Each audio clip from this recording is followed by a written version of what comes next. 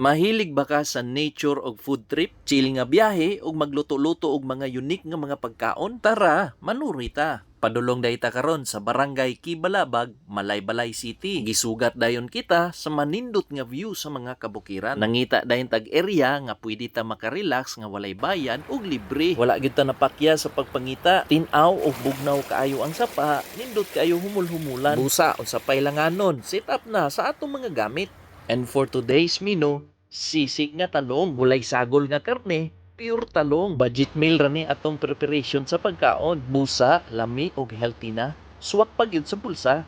Atangin ninyo ang full video kung saon pagluto sa sisig nga talong, kung unsa ang mga ingredients ug pila ang imong magasto. Kung ato na ang gigawas ang mahiwagang kalaha, ayaw kalimot sa pag-follow, like, of course, i-share na pud ni nga video aron kanunay ka updated sa atong mga unique nga mga pagkaon ug atong mga suroy kauban sa atong laagan nga abuhan. Human sa atong katapusan nga pagmixing, i-plaster na ang mga pagkaon sa lamisa. Nindot magkaon diri sa daplin sa sapa. Presko ang hangin, lami ang pagkaon ug hilom ang palibot. Maka-relax, makapamalandong ug makapasalamat sa Ginoo. Bisan yano lang ang among gikaon, puno kini sa panalangin gikan sa Dios.